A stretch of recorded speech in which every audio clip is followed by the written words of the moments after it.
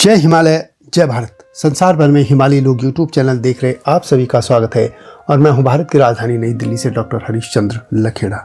आमतौर पर हिंदू धर्म को इसलिए कटघरे में खड़ा किया जाता है कि उसमें जाति व्यवस्था है, ऊंच नीच की भावना है और बड़ व्यवस्था आदि बातें हैं। लेकिन बहुत कम लोग जानते हैं कि दूसरे धर्मों में भी इस तरीके की बातें हैं। रामचरितमानस पर भी उंगली उठाई जाती रही है और मनुस्मृति तो सभी के निशाने पर रहती है। लेकिन इस बार मैं बात करूंगा बौद्ध धर्म ललित विस्तर की, जिसमें भगवान बुद्ध के जन्म को लेकर कहा गया है कि वे किस कुल में जन्म लेते हैं। और इस धर्म ग्रंथ में तो बाकायदा एक कुल को लेकर ही या कुल की शुद्धि को लेकर ही एक अध्याय भी है। इसी पर मैं बात करूंगा। लेकिन जब तक मैं आगे बढ़ूं, आपसे अनुरोध है कि हिमालयी लोग यूट्यूब चैनल को सब्सक्राइब अवश्य कर दीजिए, जिन्होंने अब तक ऐसा नहीं किया है या जो चैनल पर नए हैं। तो बात करते हैं ललित विस्तर की। ललित विस्तर एक महायान सूत्र यानी उनका एक धर्म ग्रंथ है, जिसमें कि भगवान बुद्ध की जीवन कथा शामिल है। उसमें उनके तुषित स्वर्ग से अवतरण से लेकर सारनाथ, वाराणसी और भारत के हिरण उद्यान में उनके प्रथम उपदेश तक का सब शामिल किया गया है।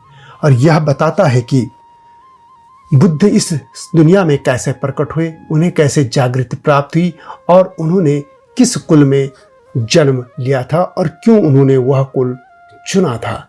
लेकिन अभी मैं बात सिर्फ यही करूंगा कि वे किस कुल में जन्म लेते हैं और कुलों की अवधारणा पर मैं नई वीडियो लाऊंगा। ललित विस्तर ग्रंथ ईसा की 2वीं शताब्दी या 3वीं शताब्दी की रचना मानी जाती है।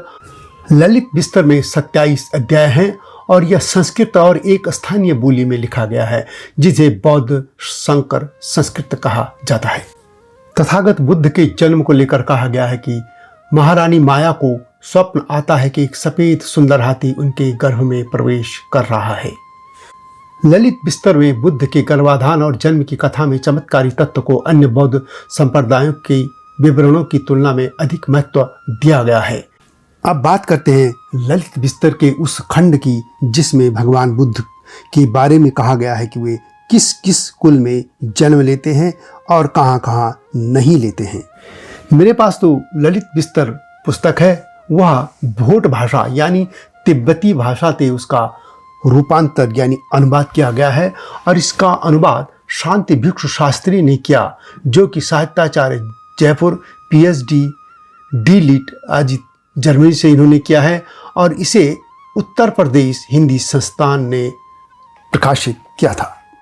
आपको यह भी बता दूं कि भगवान बुद्ध बनने से पहले उनके जो जन्म हुए थे वो बोधिसत्व के रूप में हुए थे।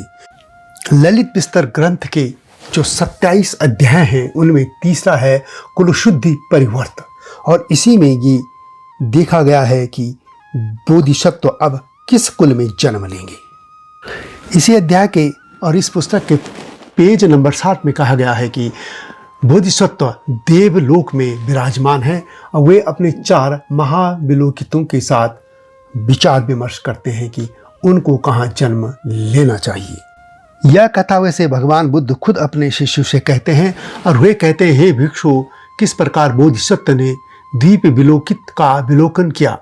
बोधिसत्व प्रत्यंत द्वीप यानी जम्बू द्वीप के सीमावर्त द्वीप के न होकर यानी वहाँ वे जन्म नहीं लेते हैं। वे पूर्व विदेह में भी जन्म नहीं लेते हैं। वे अपर गोदानीय में भी जन्म नहीं लेते, न उत्तर कुरु में लेते हैं। बस वे जम्बू द्वीप में ही जन्म लेते हैं। यह भी कहते हैं आगे बुद्ध अपने भिक्षुओं से कि वे सीमांत प्रदेशों में भी जन्म नहीं लेते। वे ज्ञानेंद्रियों में अल्प बल यानी जो कम ज्ञान ये कह सकते हैं उनमें या अज्ञानी है उनमें भी जन्म नहीं लेते। वे एडमुख जाति यानी स्वभाव में भेड़ जैसे गूढ़ और गुमसुम रहने वाले, सुभाषित एवं दुर्भाषित के अर्थ को समझने में अयोग्य जो लोग होते हैं वहाँ भी जन्म नहीं लेते हैं। बुद्ध सिर्फ मध्य देशों में ही जन्म लेते हैं। और अंत में सबसे बड़ी बात जो ये है कि वे कहते हैं, हे भिक्षु, किस प्रकार बोधिसत्व ने कुल विलोकित का विलोकन किया। बोधिसत्व कुलहीनों में, चांडालों में, वेणुकारों में, कुलों में, रथकार यानी बड़े यहाँ ब्रैकेट में लिखा है, कुलों में, पुक्कस यानी निषाद से शूद्रों में उत्तम शंकर जाति में कुलों में उत्पन्न नहीं होते हैं। वे दो ही कुलों में जन्म लेते हैं, ब्राह्मण कुल में और क्षत्रिय कुल में। जब लोक में ब्राह्मण लोग बढ़े चढ़े होते हैं तब ब्राह्मण कुल में जन्म लेते हैं, और जब लोक में क्षत्रिय लोग बढ़े चढ़े होते हैं तो वे क्षत्रिय कुल में जन्म लेते हैं।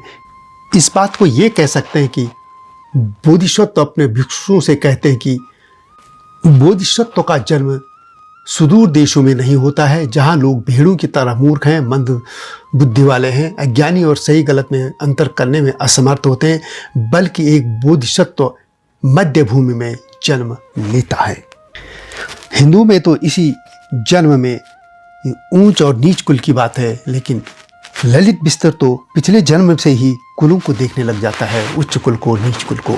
बोधिसत्व का जन्म निम्न जाति के परिवार में नहीं होता है, जैसे बहिष्कृत, बांसुरी बनाने वाले, काटन या नौकरी परिवार आदि जो इस तरह की उन्होंने बातें कही हैं, और उनका सिर्फ शासक या पुरोहित परिवार में ही जन्म होता है।